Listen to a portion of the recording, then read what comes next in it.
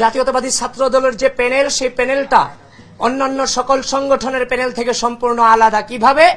কারণ আমরা দলের অভ্যন্তরীণ সেন্ট্রাল এবং বিশ্ববিদ্যালয়ের নেতৃবৃন্দের ভোটাভুটির মধ্য দিয়ে আমরা সংগঠনে নির্বাচিত হয়ে তারপর এখানে নির্বাচন করতে এসেছি, ডাকসুতে নির্বাচন করতে এসেছি।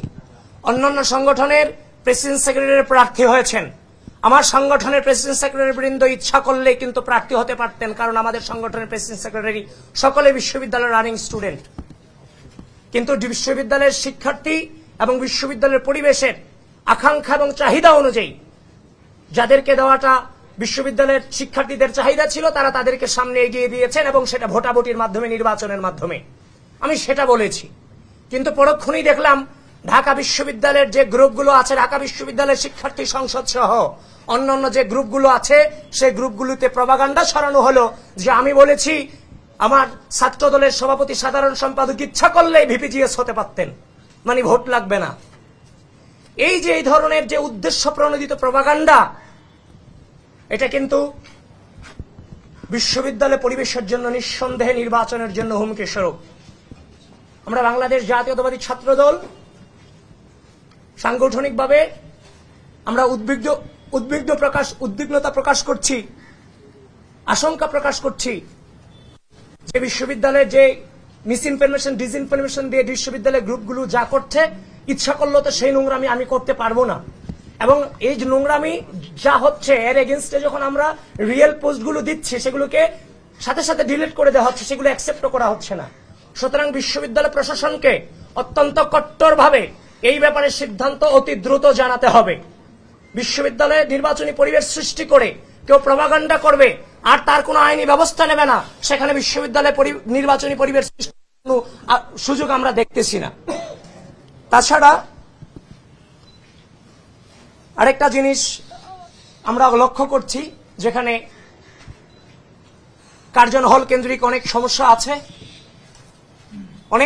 আছে, কার্জন হল, মোতাহার হোসেন ভবন, তারপর হচ্ছে মোকাররম ভবন, তারপর হচ্ছে যে আমাদের যে কার্জন হল, ক্যান্টিন সংক্রান্ত থেকে শুরু করে অনেক ধরনের সমস্যা আছে যেগুলো সমাধান হচ্ছে না, ঝুলে আছে।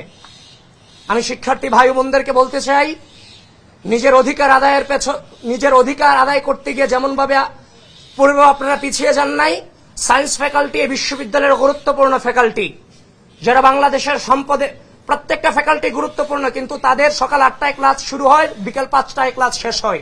সেখানে ল্যাবও আছে, এখানে লেজার পিরিয়ড একদম কম। সেই জায়গা থেকে এখানে কিন্তু বিজনেস সায়েন্স যে ফ্যাকাল্টি, সেই ফ্যাকাল্টিগুলোতে ক্যান্টিন থেকে শুরু করে অনেক ধরনের ঝামেলা আছে। সেই ঝামেলাগুলো বাংলাদেশ জাতীয়তাবাদী ছাত্র দল তারা তাদের জায়গা থেকে, প্যানেল থেকে প্রতিজ্ঞা করছে যত ধরনের সমস্যা আছে সেই সমস্যাগুলো আমরা ইনশাল্লাহ সমাধান করব। এখনো আনুষ্ঠানিক নির্বাচনী প্রচারণা শুরু হয়নি।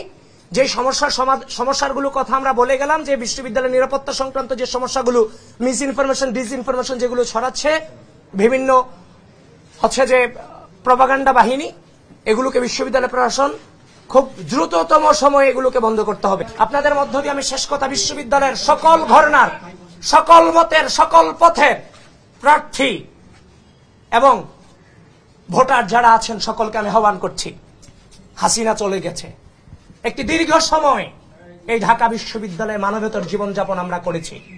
ছাত্রলীগ ছাড়া জীবনের কোনো মূল্যায়ন ছিল না, শিক্ষার্থীর কোনো মূল্যায়ন ছিল না। আমরা কিন্তু সেখান থেকে বেরিয়ে গেছি।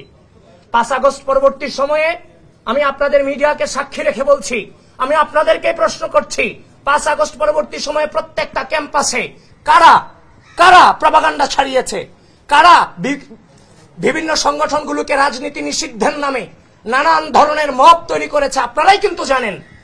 ঢাকা বিশ্ববিদ্যালয়ের সাধারণ শিক্ষার্থীরা এগুলো জানে। ঢাকা বিশ্ববিদ্যালয়ের সাধারণ শিক্ষার্থীদেরকে বলছি, আপনারাই সেগুলো বিচার বিশ্লেষণ করবেন, কারা 5 আগস্ট পরবর্তী সময়ে শ্রদ্ধা, স্নেহ, সহনশীলতা, সহমর্মিতাকে বৃদ্ধাঙ্গুলি দেখিয়ে বারবার কারা বিশ্ববিদ্যালয় মাটিতে সংঘর্ষ বাঁধানোর চেষ্টা করেছে এবং কি বিশৃঙ্খল পরিস্থিতি সৃষ্টি করার চেষ্টা করেছে। শুধুমাত্র আমি বলবো, ওপেনলি বলার প্রয়োজন না, আপনি আপনার বিবেককে প্রশ্ন করেন, আপনি উত্তর পেয়ে যাবেন। সুতরাং যারা বিশৃঙ্খলা সৃষ্টি করতে চায়, আমি আপনাদের সকলকে উদাত্ত আহ্বান জানাচ্ছি, ঢাকা বিশ্ববিদ্যালয়ের মাটিতে ছাত্র রাজনীতি কিংবা আমাদের প্রত্যেকের অবস্থান হবে শ্রদ্ধা এবং স্নেহের সমন্বয়। আমাদের টার্গেট থাকবে একটাই, পড়াশোনা, গবেষণা, সহশিক্ষা, ব্যক্তিত্ব সম্পন্ন এবং দেশপ্রেমিক হিসেবে গড়ে তোলা। এজন্য সকলকে আহ্বান করছি, কেউ কারু পিছনে না লেগে ওপেনলি রাজনীতি করেন, আপনার প্রতিপক্ষকে রাজনৈতিকভাবে মোকাবেলা করেন। এই যে বিহাইন্ড দ্য সিনে গিয়ে নানান ধরনের ফটোকার্ড আপনারা বানাচ্ছেন, যেগুলো টোটালটাই বিকৃত মস্তিষ্কের চিন্তা ভাবনা, এগুলো থেকে বেরিয়ে আসেন। কোন নম্র, কোন সভ্য, কোন সুস্থ মস্তিষ্কের মানুষ এই ধরনের অপপ্রচারে লিপ্ত হতে পারে না। এখন আপনারা আসলে মস্তিষ্কের নাকি অন্য কোন মস্তিষ্কের, সেটা আপনারাই বিবেচনা করে নেবেন যারা এই কাজগুলো করছেন। আপনাদের সকলকে ধন্যবাদ।